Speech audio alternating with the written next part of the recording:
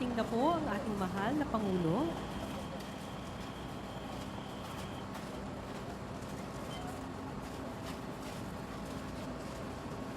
Carl.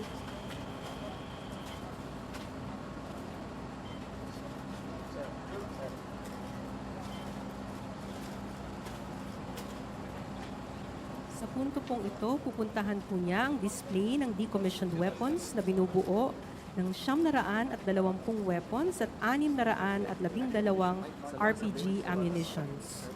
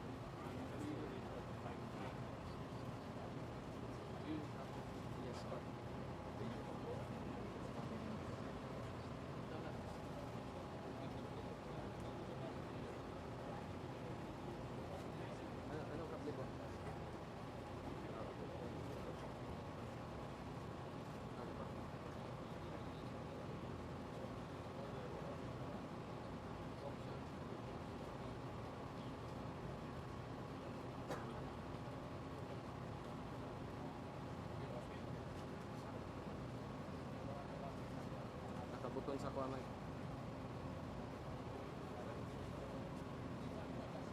Ayun, dito ka sa likod sa mga sa likod sa mga armas. Ako na hatod ang diyan.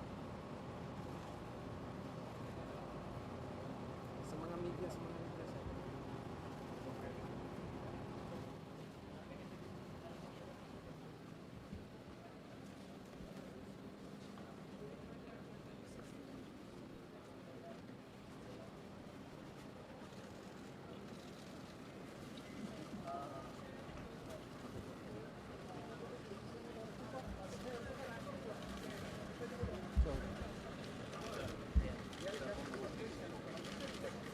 Parapol ako ng isa para sa inyo. Rapol.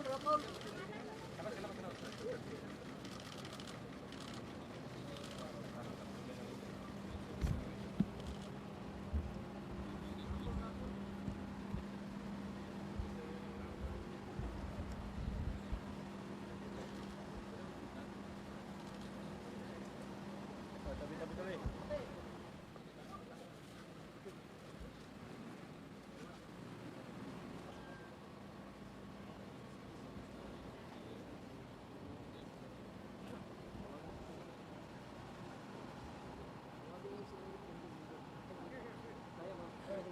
Bukod dito, makikita rin ng Pangulo ang 36 na motorsiklo na ibinigay ng gobyerno ng Japan para sa deployment ng Joint Peace and Security Teams.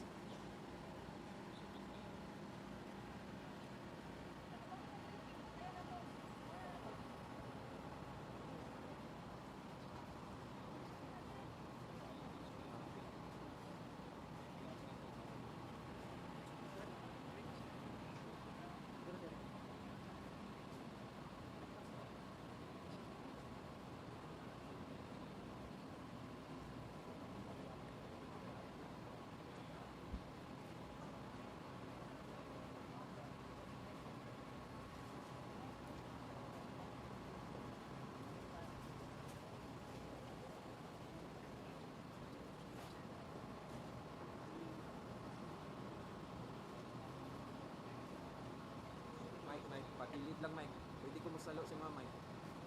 Pakilid lang, Mike. Direk, pwede na sa akin, direk.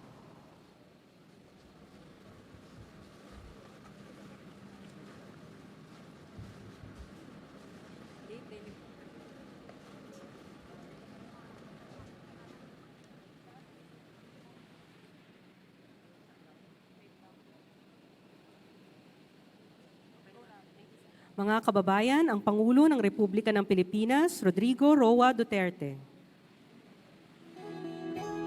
Ikaw ang Pangulo para sa pagbabago. Sawa na ang bayan ko sa magnanakaw na tao.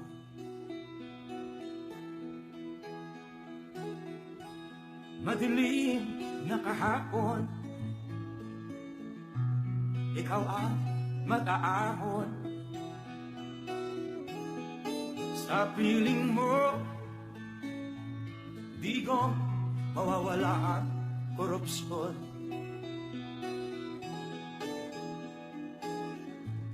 Tayo na, Pilipinas, tayo na magbago. Hawak kamay tayo para sa pagkasenso.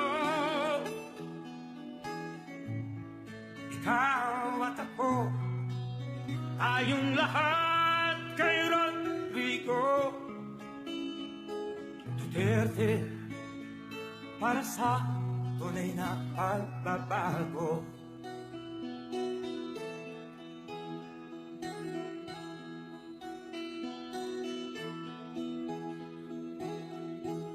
Masdan mo ang paligid, alamak mga krimen, rape, droga at mga nakawan, dapat nang mapigilan.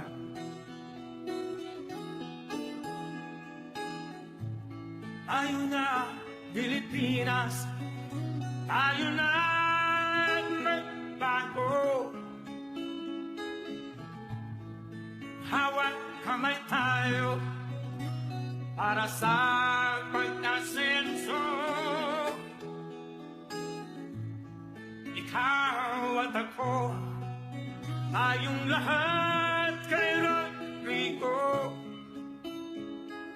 Duterte, para sa tunay na pagbabago. Why am I here? I am here because I love my country and I love the people of the Philippines. Ikaw at ako, tayong lahat kay Rodrigo Duterte, para sa tunay na pagbabago.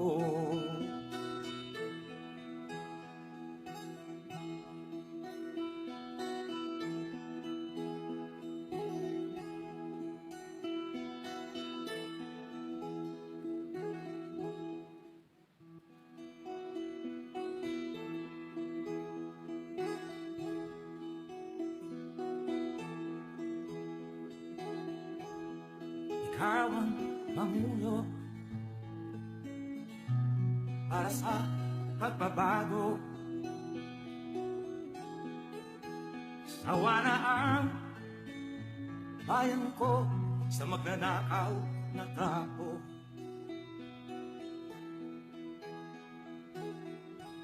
Madilim na kahapon, ikaw ang mag-aahon. Sa piling mo, di ko mawawala ang korupsyon.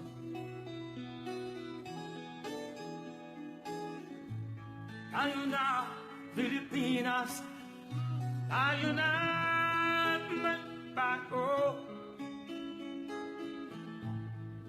Hawat kamay tayo para sa pag-asenso.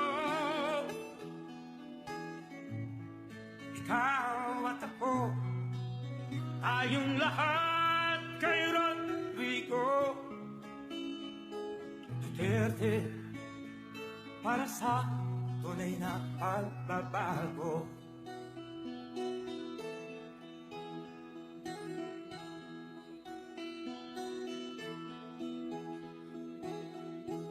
Masdan mo ang paligid, alamak mga krimen, rape, droga at mga nakawan, dapat nang mapigilan.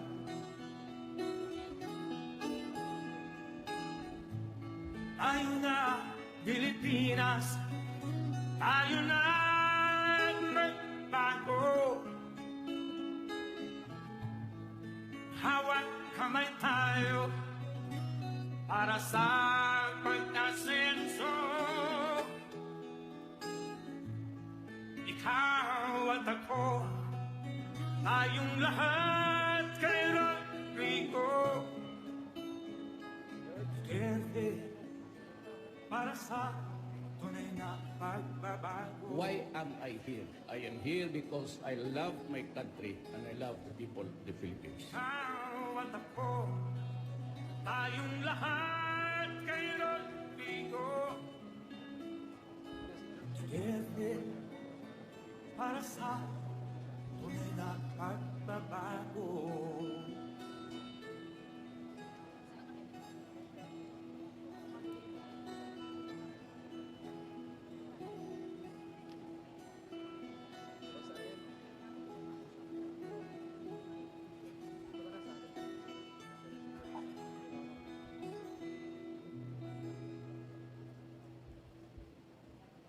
May kuha ko dito pero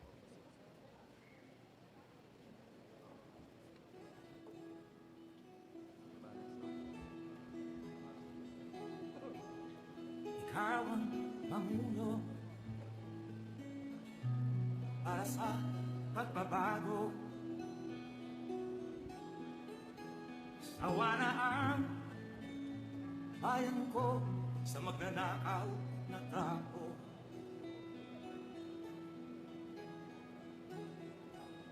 madilim na kahapon, ikaw ang mag-aahon.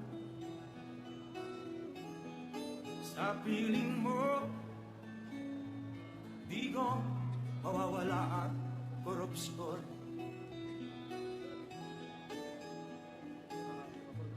Tayo na, Pilipinas, tayo na magbago. Sa akin, wait lang kayo yung wait. Hawak kamay tayo para sa pag-asenso. Ikaw at ako, tayong lahat kay Rodrigo Duterte, para sa tunay na pagbabago.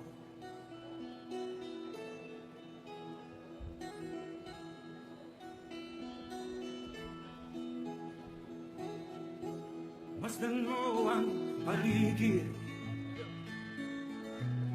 alam ang mga krimen,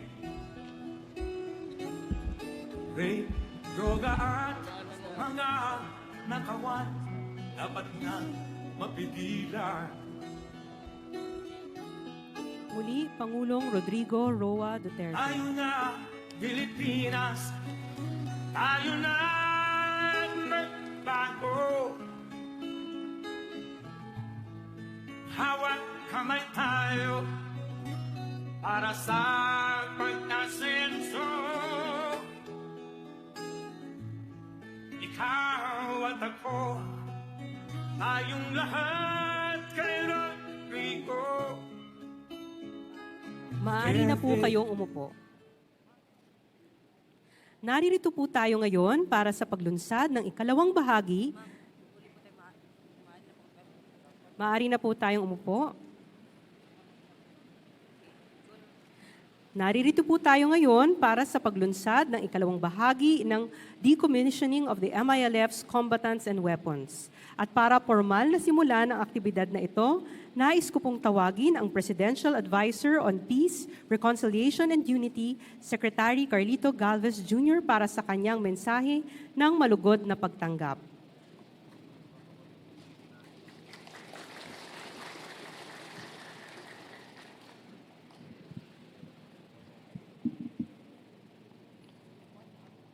Magandang hapon po sa inyong lahat.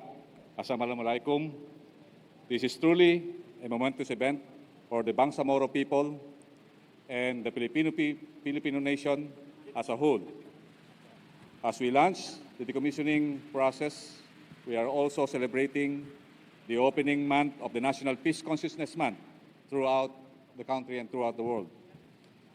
What we are witnessing here is the start of the transformation process of our brothers and sisters in the Moro Islamic Liberation Front who are for decades have fought for the recognition of their rights and welfare in their homeland. Even before he assumed his presidency, our beloved President Rodrigo Roa Duterte awakened the national consciousness on the need to address the historical injustice committed against the Moro people in the country. The relative peace we are experiencing now in Mindanao is the product of the President's strong political will. This was manifested in unwavering support he gave during the drafting of the Bangsamoro Organic Law, the BOL's passage in Congress, the campaign for its ratification, and finally, the establishment of the Bangsamoro Autonomous Region in Muslim Mindanao and the Bangsamoro Transition Authority. Mr. President, thank you for shepherding the Bangsamoro peace process and ensuring that we continue to enjoy the dividends of peace. Palakpakan po natin ang ating pong mahal na Pangulo. With the permission of the President, I would like to extend my deepest gratitude to the people, to our strong cabinet team, and national government agencies for their unwavering support in the implementation of the normalization process. To the International Decommissioning Body, the Implementing Panel, and the Joint Normalization Committee, and all the mechanisms which have been preparing for years with sleepless nights since August and making sure that the decommissioning process will proceed smoothly. Thank you so much. Our gratitude also goes to our local and international peace partners, such as Japan, who provided us the transportation, to Australia, Malaysia, Turkey, Brunei, Norway, Germany, the EU, and all the diplomatic corps present here. Thank you for providing the resources and expertise in the implementation of the normalization track. To DSWD, Department of Finance, TESDA, CHED, DepEd, DND, DAR, DILG, AEP, PNP, and other government agencies under Inter-Cabinet Cluster Mechanism under our Cabinet Secretary, which are proactively implementing and developing programs to aid our Commission combatants as they return to the mainstream society. Maraming salamat po. To our congressmen and senators, led by Senator Juan Miguel Zubiri, a son of Mindanao himself, for rallying the Filipino nation and heeding the call of the President Duterte to pass the Bangsamoro Organic Law. Thank you so much, sir, for being with us even to the hardest time. Thank you very much. And to all the congressmen present. To our local chief executives, especially in the Bangsamoro Autonomous Region in the Muslim Mindanao, who are the forefront in the peace-building efforts. Your role in the implementation of genuine change down to our communities is very crucial. Thank you so much for your unconditional support. The strong partnership between the GPH and the MiLF has once again proven that nothing is impossible.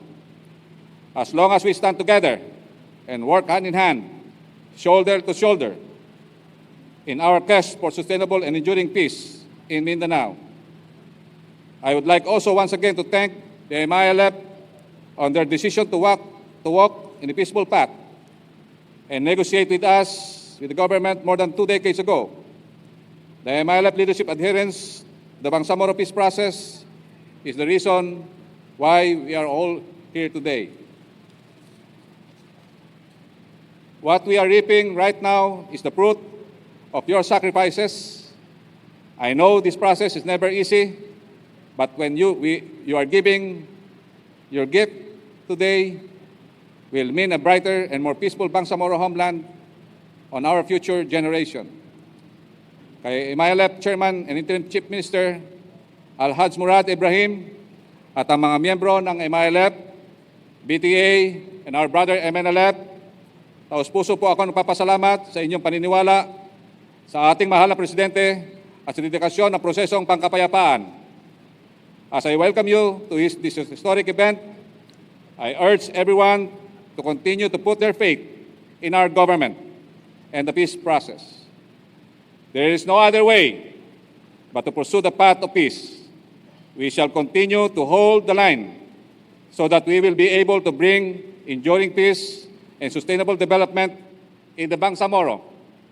We will not leave anyone behind.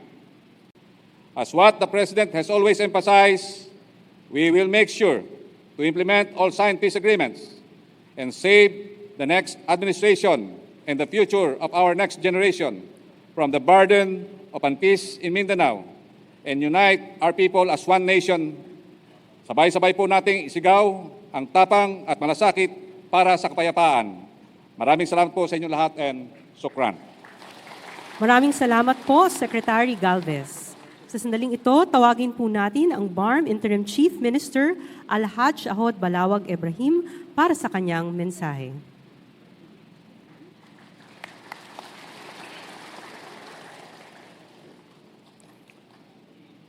Bismillahirrahmanirrahim. Assalamualaikum warahmatullahi wabarakatuh. Magandang gabi po sa inyong lahat. Sa ating mahal na Pangulo, pinakamamahal na Pangulo, His Excellency President Rodrigo Roa Duterte, Excellencies of the Foreign Diplomatic Corps, members of the Presidential Cabinet, Senate and House of Representatives, colleagues in the Bangsamoro Transition Authority, officials of local governments, officials of the independent decommissioning body, and the various peace mechanism, the civil society organization, members and comrades in the Moro Islamic Liberation Front and Moro National Liberation Front, friends and partners for peace and development, my warmest greetings to all of you. Assalamu alaikum wa rahmatullahi wa barakatuh. Today marks another milestone in our journey towards peace and development. The MiLF manifests again its continuous commitment to fulfill its obligation under the Comprehensive Agreement on the Bangsamoro. We assure you and reassure our beloved President and all our partners in the peace process that we will continue to uphold our part of the bargain.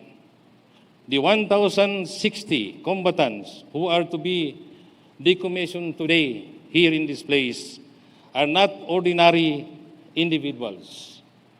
They are 1,060 individuals whose lives were drastically affected.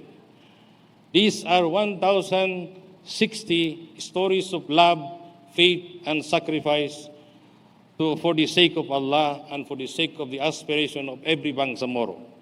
And they are just the small part of the 12,000 combatants and the larger total of 40,000 combatants who will undergo the same process. Hence, we extend our heartfelt thanks to our comrades in the Bangsamoro Islamic Armed Forces for their unwavering support for the newly established Bangsamoro government and their willingness to give peace a chance. Let me reiterate that we are undergoing a process which is for peace. The decommissioning is our first step in achieving our goal to return to combatants to civilian but productive life. This new chapter can be quite challenging to our comrades. For many years, our training has been grounded on the armed struggle. But now, our brave combatants will face a significantly different form of struggle to transform the norms to civilian lives and embrace a new mindset that instead of going to the field for conflict, we will now go to the field to harvest our crops.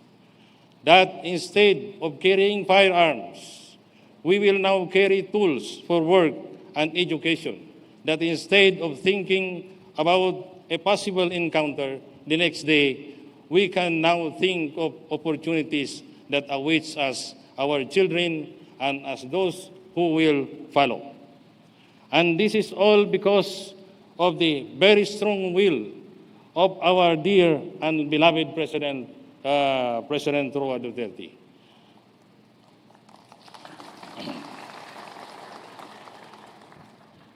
It has been a long road for all of us, and we are not yet close to the finish line. So much more needs to be done, and so much more needs to be fixed. We thank our partners in the GPH, the OPAP, the IDB for making this event possible, and to the relentless support of our beloved President Roa Duterte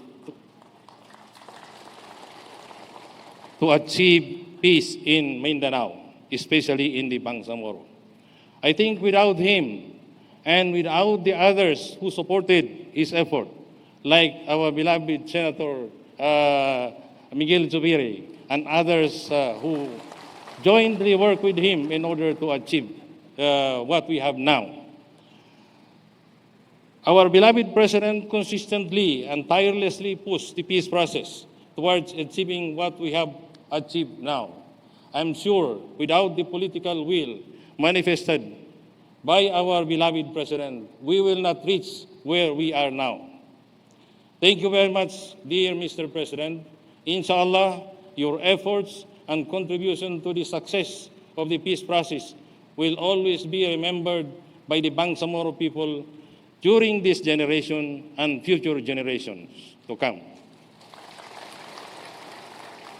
I would also like to thank every single Bangsamoran Filipino who are working side by side to achieve peace in this part of the country. Just like our BF comrades who are also the true champions of this cause. And of course, to our dear partners from the international community, we cannot thank you enough for everything that you have contributed to the peace process. Thank you very much. Finally, to our combatants and the youth of the Bangsamoro, the cause will live on in each and every single one of you. Our time in the battlefield is over, but to our youth, it is now your time to face the battle of achieving greatness from the things that you are passionate of. And out of the opportunities that the sacrifices of your elders have created for you, these fruits are what our forefathers would have wanted to see. A community flourishing, a bangsa that is thriving, and a peaceful region existing. To everyone who are here today, especially these combatants, men and women who are here, now you will be enjoying at least the remaining part of your life. You could still enjoy a life which is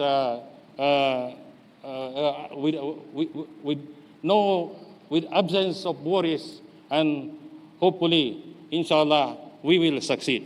Thank you very much. Wassalamu alaikum warahmatullahi wabarakatuh. And finally, let me also give a talk as a manifestation of our sincere appreciation to the President and goodwill. We are giving him a token. This token represents our appreciation, our very strong appreciation for what he have done to the Bangsamoro people and the Bangsamoro homeland.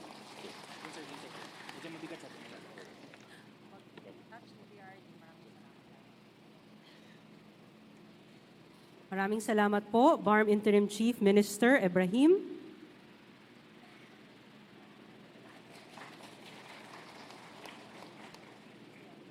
Mr. President, may we request you to please remain standing for the ceremonial awarding of socio-economic assistance to the decommissioned combatants.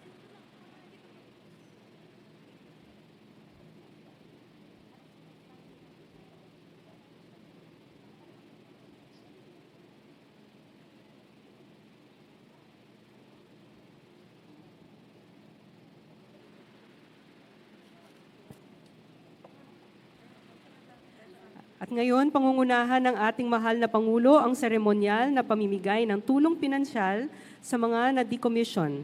Kasama sina Secretary Galvez, BARM Interim Chief Minister Ibrahim, at IDB Chair Ulusoy.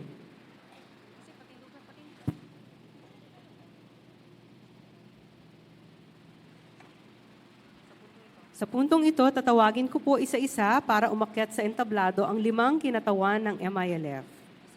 Mr. Suharto Malang Abdullah.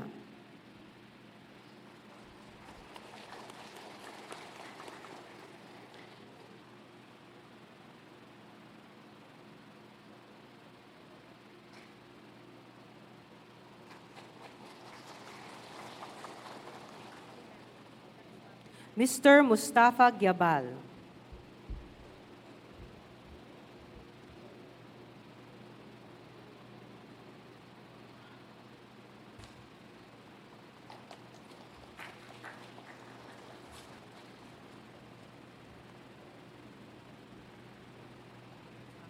Mr. Masukat Musa Nakob.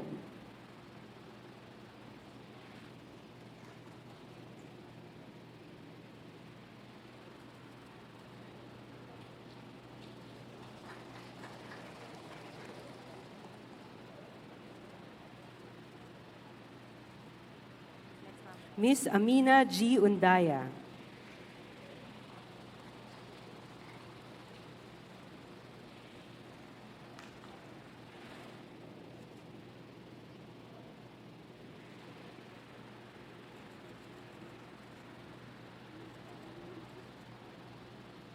Ms. Nadswa S. Nuri.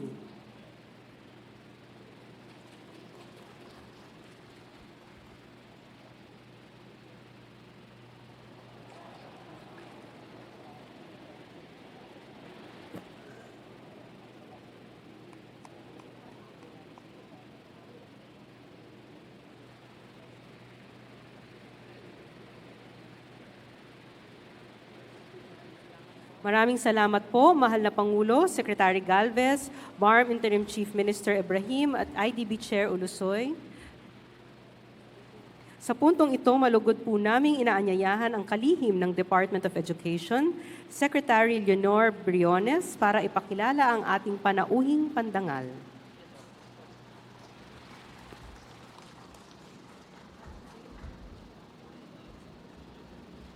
Maayong gabi, Sultan Kudarat.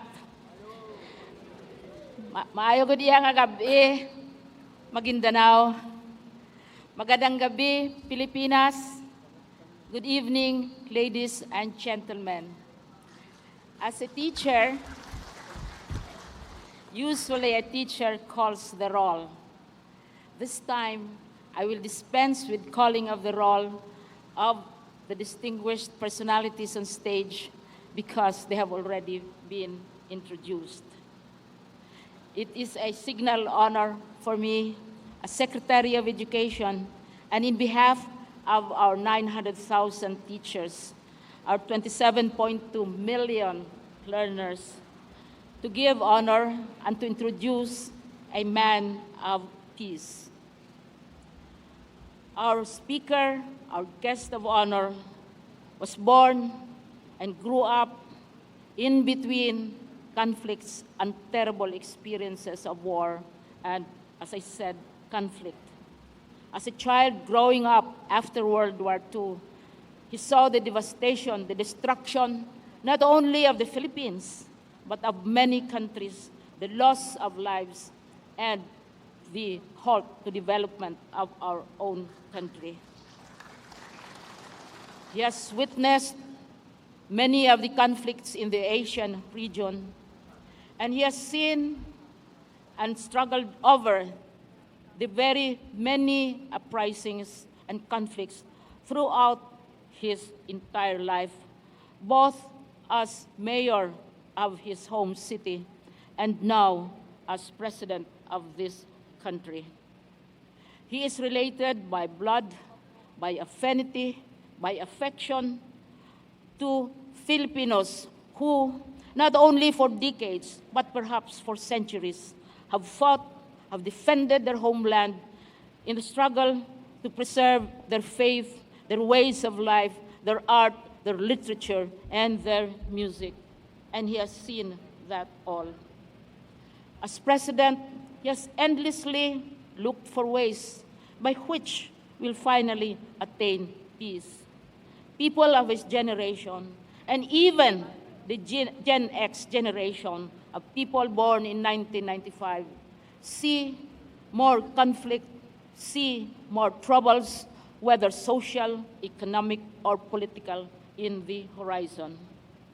And so, as president, for the past 3 years, he has endlessly sought for ways by which all this conflict, all this suffering, all this division and hatred between and among Filipinos would finally be put to a stop. Culminating, of course, in tonight's celebration of peace, celebration not only for ourselves, but also for our children and those who will follow us. It is said, Mr. President, that peace is a brief period, a recess between two wars. Let us put our hands together to a man who will lead us not just to a brief respite from war, from conflict, from hatred, but will lead our country finally to permanent, lasting, and just peace, not only for us here in this hall, but primarily for those who will follow, our learners, our children, and the generations to come. Mga kababayan, bigyan natin ng dangal, pakinggan natin ang ating mahal na Pangulo ng Pilipinas, si President Rodrigo Roa Duterte.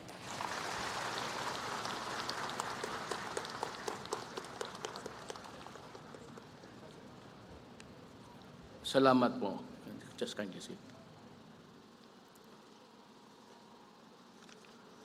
Your Excellencies of the Diplomatic Corps, Education Secretary Leonor Briones, Secretary to the Cabinet Carlo Alexie Nograles, Presidential Advisor for Peace, Reconciliation and Unity Carlito Galvez, and other members of the Cabinet, Senator Juan Miguel Zubiri, Senator Bongo.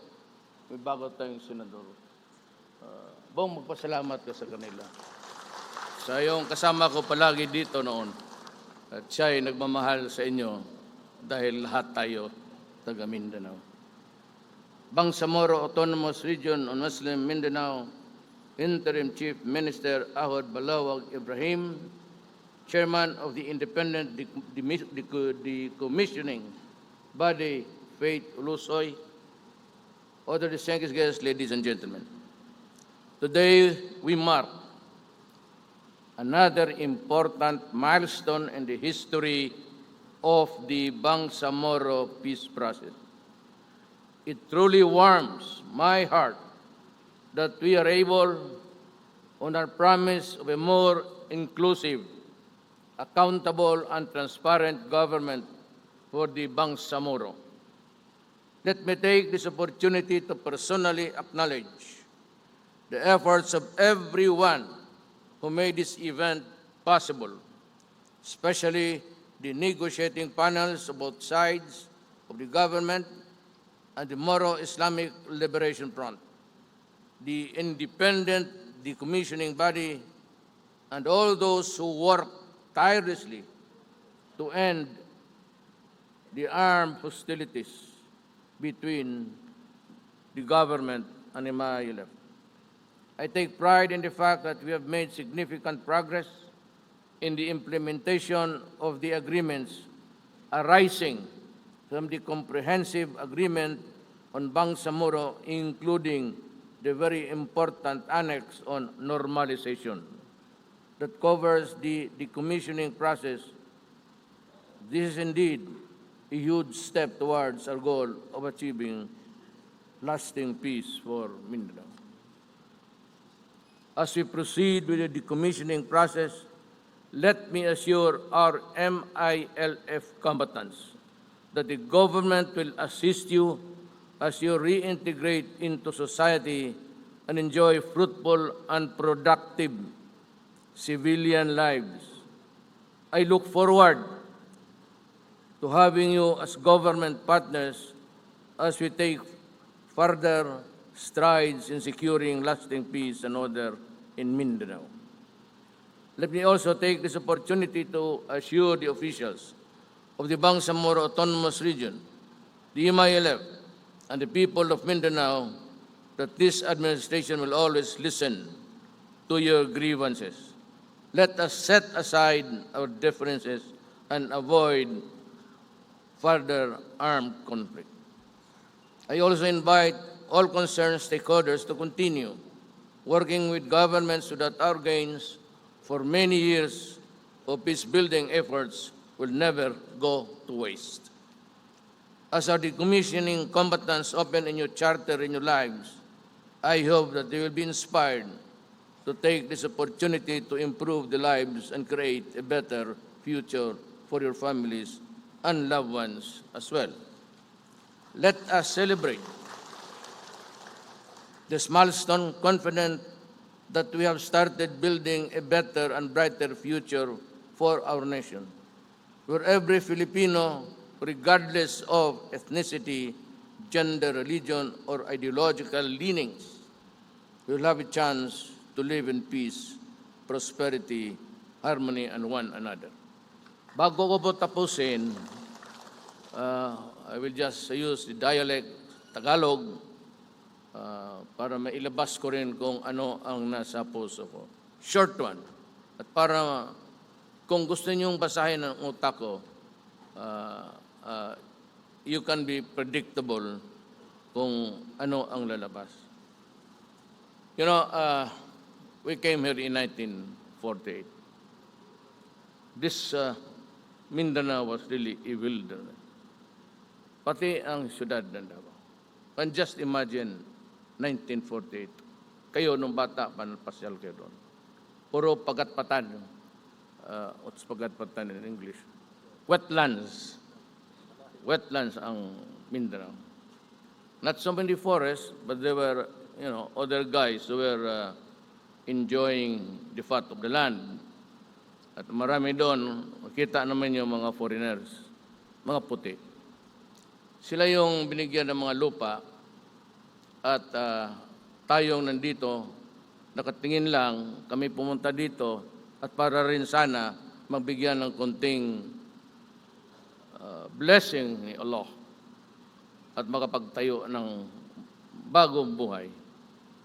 Ang rason po bakit kami umalis doon sa amin, well, of course, my father is a Cebuano. I need not stress to you again that my mother was a half Maranao because my grandfather was Chinese. But she came from Maranao, and I have so many relatives dito sa Maguindanao, wala. But I know we can readily understand each other. Iranons, Maguindanao, and Maranao.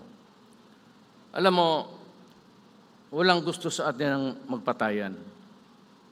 But many years ago, pinasok tayo, watak-watak pa tayo kasi maliit pa ang tao. Malaki ang Pilipinas. Kukunti ang tao. Pumasok yung hindi Pilipino, not Malay at mga puti. And they subjugated, colonized our island. Almost 300 years. Ang Mindanao po was already evangelized by the Muslim faith. Pero kami doon sa Mindanao, pati Luzon, wala pa. But there were a few settlements, Moro settlements in the Visayas. If you would listen carefully, ang Tausog pati ang Bisaya halos pareho. And if you talk slowly, just slowly, with some gestures in your hand, you will realize that they have a very similar. Ibig kong sabihin, sila Pulapo, Tausog yon. Yun ang pumatay kay Magellan, pinutulan niya ng ulo. Kaya ngayon, nung na-mayor ako, pumunta ako ng Cebu at nakita ko yung monumento nila Pulapo, mas maliit kay Magellan. Sabi ko, it's in the planning stage, sabi ko, taasan ninyo ang monumento nila Pulapo at ibaba ninyo ang estatwa ni Magellan. You know, there is, I don't know if I maybe made the right decision. Hindi ko alam kung tama ang decision ko. This will mark the 500 years na pumunta dito yung mga Espanyol. Dala ang relihiyon. Wala akong ano sa relihiyon, nandyan na yan. And religion talks about goodness, talks about peace. Wala akong ano sa relihiyon. Ako naman, hindi ako Katoliko. Pati hindi naman ako nagipag-away dahil lang sa relihiyon. Wala sa akin yan. Ang Diyos ko, si Allah, but ang trabaho ko, hindi kay Allah lang, ang sabi ni Allah, gawin mo na lang dyan, habang buhay ka pa, huwag mo kang makipag-away dyan, huwag kang magsigimura, you just serve your fellow men. And by doing so, you have served me fully. So yan ang hinanap ko nung laki akong Mindanao. There was this fighting, the Cotabato campaign during the 72. Umabot na yung away dyan sa Peace Hill. I was already around. And long after that, I was a prosecutor. But wala man akong magawa. At that time, bata pa ako. Sinabi ko, if given by Allah a chance to do something about. Kasi paborito, one of the earliest guys to talk about historical injustice was really my mouth. Rarely, I was the one who propagated that kind of narrative. So ito ngayon, huwag kayo, do not be sad na ang armas ninyo, binigay ninyo sa gobyerno. Kasi kayo gobyerno na. Kung kailangan talaga ninyo ng armas para idepensa ninyo ang gobyerno dito sa barn, walang problema, bigyan ko kayo mas bago. Kasing bago nung binigay ni Kagi sa akin. Magbili pa ako, mas bago, mas maganda. So, do not be disheartened na nag-surrender ka ng armas. Inyo na itong gobyerno na ito. Binigay na namin sa inyo. Lahat ng sabi ninyong Marsland ninyo, yung ano itong pangalan dito sa Ligwasan Mars, may oil, may lahat. Inyo na yan. Start, the process now of producing food for the people of Barn and for all the Moro of Mindanao. Kaya magkalapit na tayo. Inyo naman kaya ito, wala the least intervention o pang-istorbo galing sa taas sa national government. Ayaw ko. Sige, kailangan ninyo ng kapital, ayan. Bigyan yung pera, ayan. Anong kailangan ninyo, sabihan ninyo.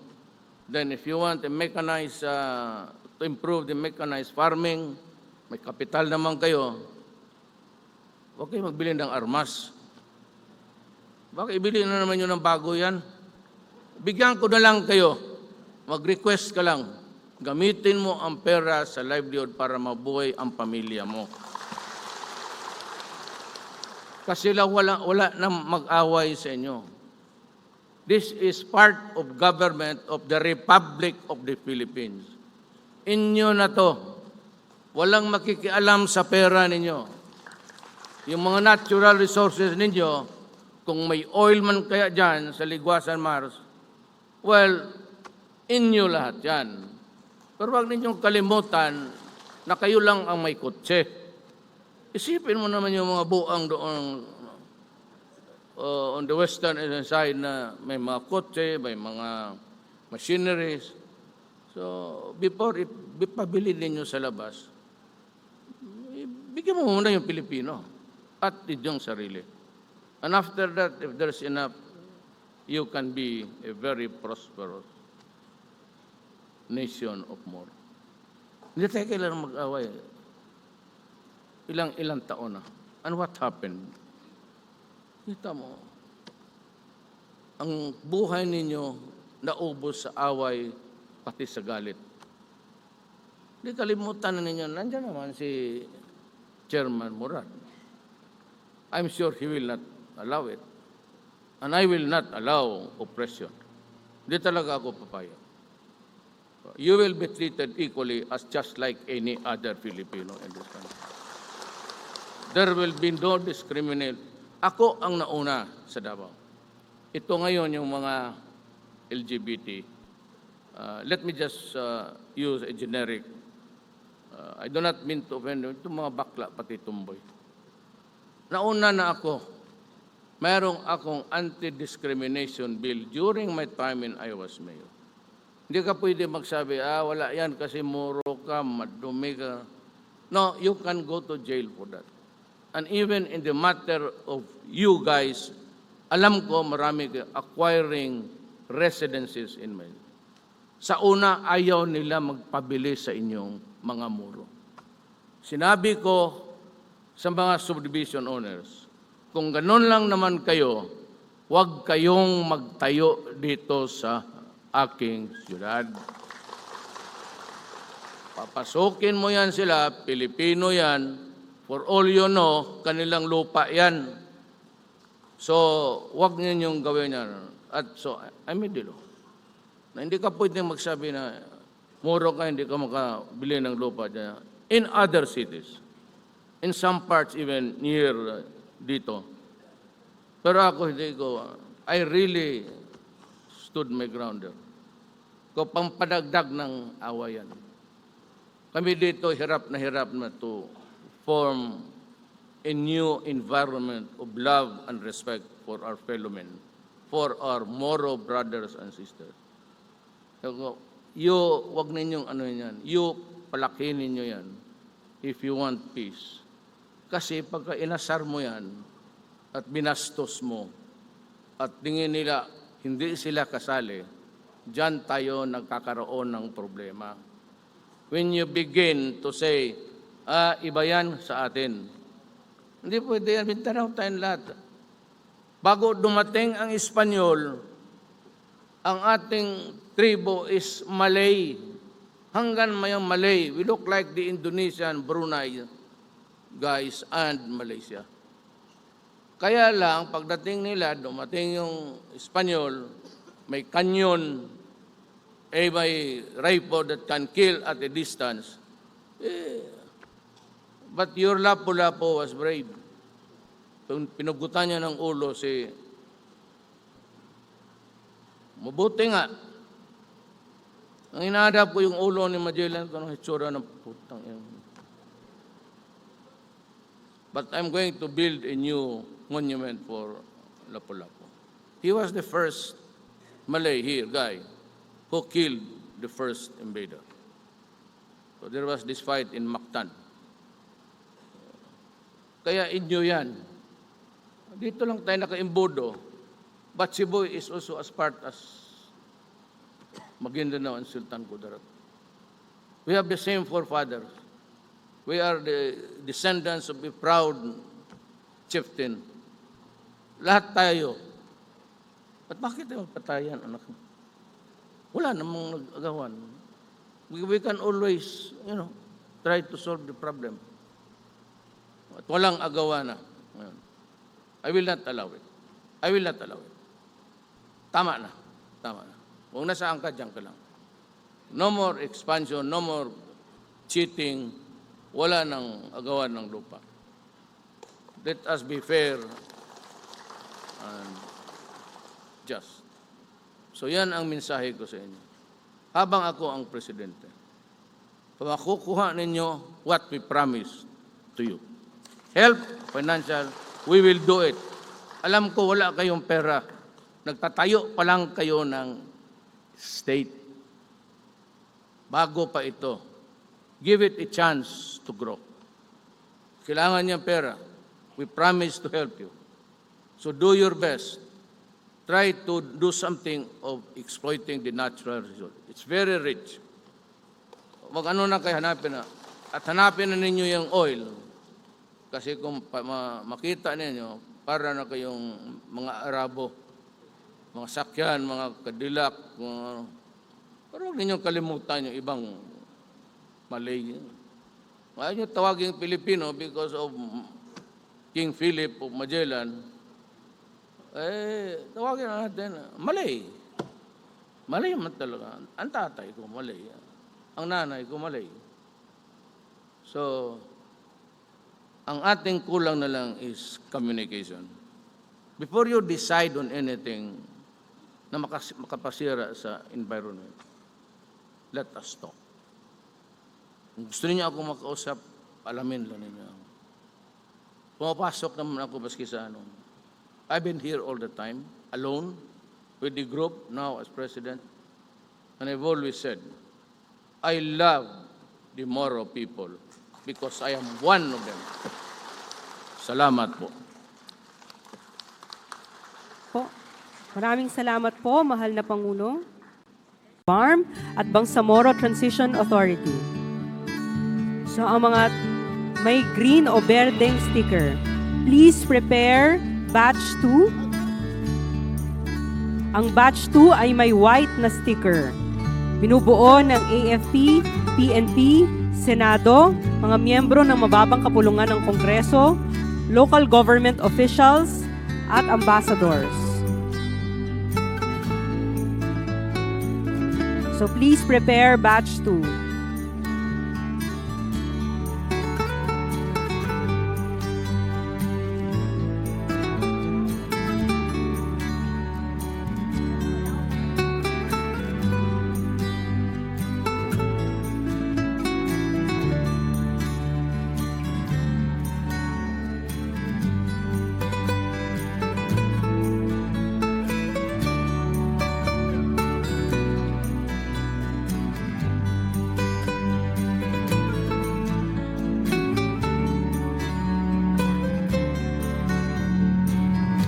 Thank you, batch 1. Please exit.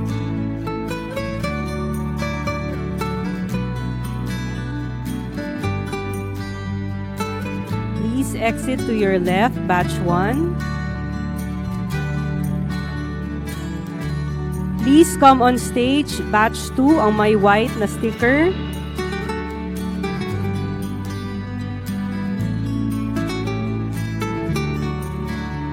Ang may puting sticker. Batch 2. AFP, PNP, mga miyembro ng Senado, mababang kapulungan ng Kongreso, local government officials, and ambassadors. Please prepare batch 3. Batch 3 ang mga may orange na sticker, mga miyembro ng peace mechanisms.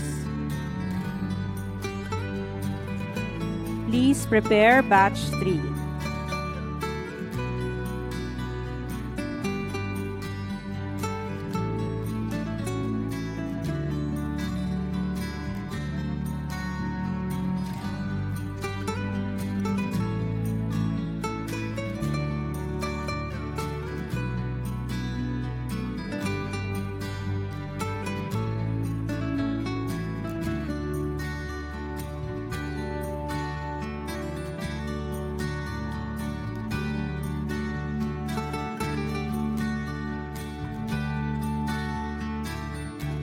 Thank you, batch 2.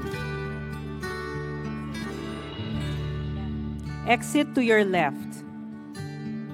Please exit to your left, batch 2.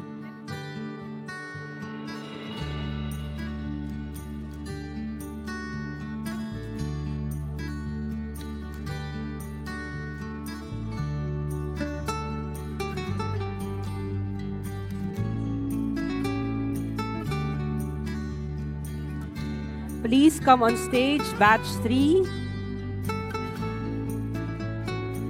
Mga miyembro ng peace mechanisms.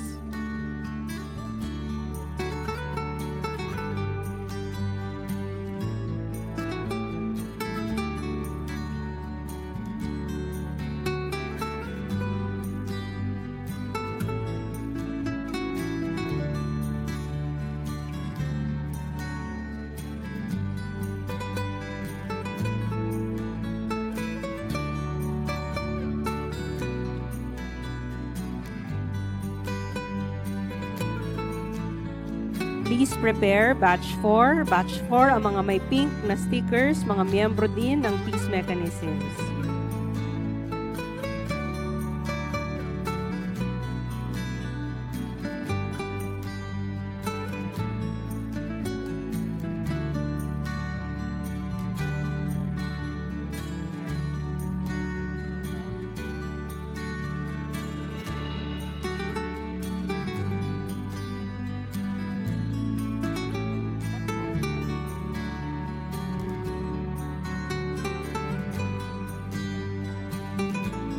Maraming salamat po, batch 3. You may exit. Please exit to your right.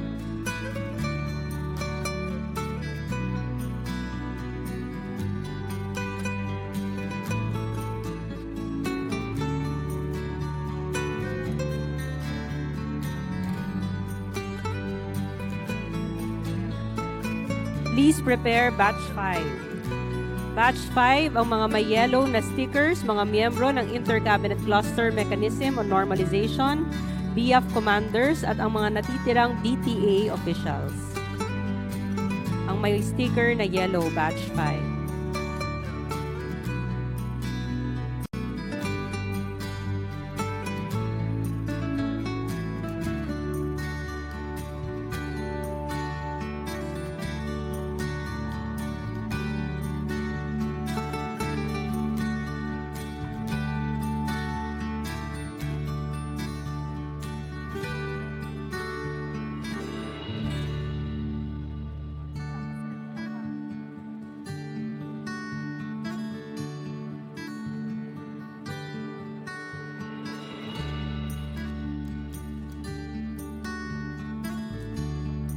Maraming salamat po. Batch 4, you may exit.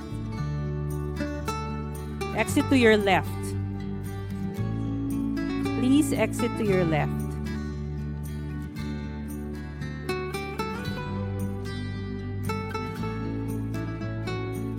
Please enter batch 5 ang mga may yellow na stickers, miyembro ng Inter-Cabinet Cluster Mechanism on Normalization, BF commanders at natitirang BTA officials.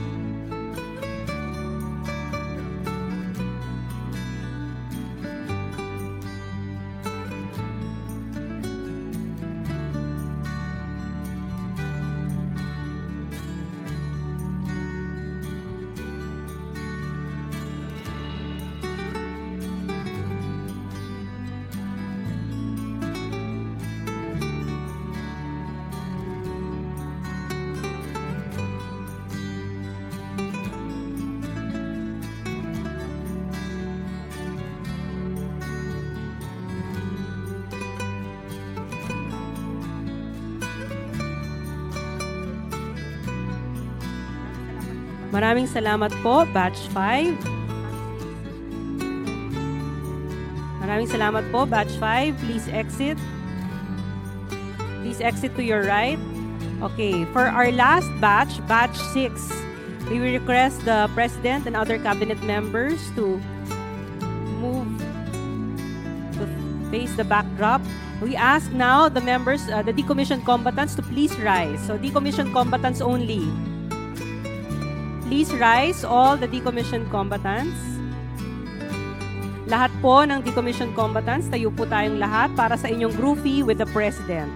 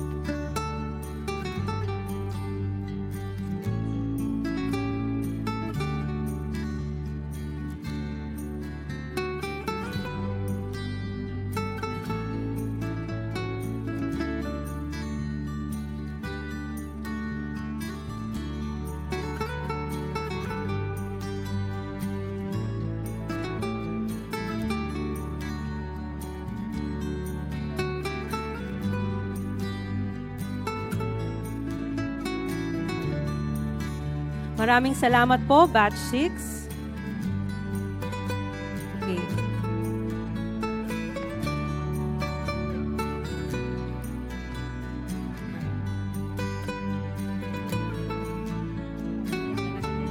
Maraming salamat, mahal naming Pangulo, sa inyong pagdalo at pangunguna sa makasaysayang okasyong ito. Ikinararangal po naming makasama kayo. Mabuhay si Presidente Duterte, mabuhay tayong lahat. Sa ngayon po, hinihiling po namin ang lahat ay manatiling nakaupo hanggang makalabas ang Pangulo sa gym. Upo na po tayo muna. We request all the guests to take their seat until the President has left the gym.